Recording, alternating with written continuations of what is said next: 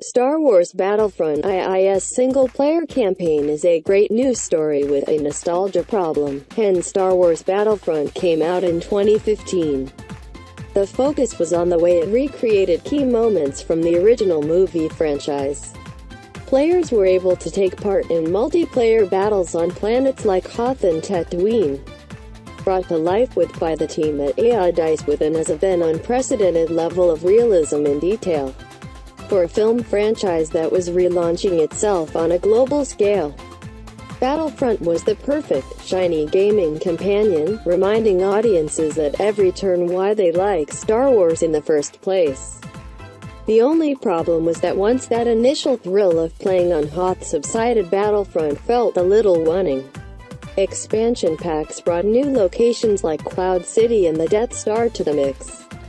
But it was still a multiplayer game, and with the basic mechanics not necessarily in line with other top-tier shooters, it simply didn't age well. All of which brings us to the massive effort that is Star Wars Battlefront 2. 3 different gaming studios collaborated in an attempt to address all of the weaknesses of the original game. There are more characters, more environments, a better loadout system, and countless other tweaks and tricks designed to expand upon the bare-bones original. But Star Wars is a franchise built around epic narratives, and this time Battlefront 2 also has a single-player campaign.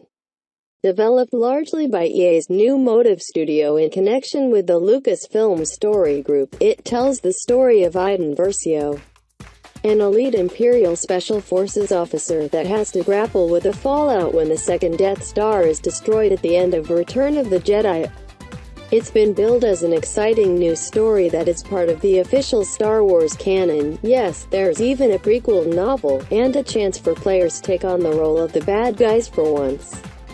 After burning through the campaign this past weekend, I was pleased to find it is the satisfying solo mode the first game always cried out for. Not only does it highlight many of the best attributes of the new Battlefront, it also comes tantalizingly close to actually being the riveting, standalone Star Wars story the marketing hype has promised, if only that pesky specter of nostalgia didn't get in the way.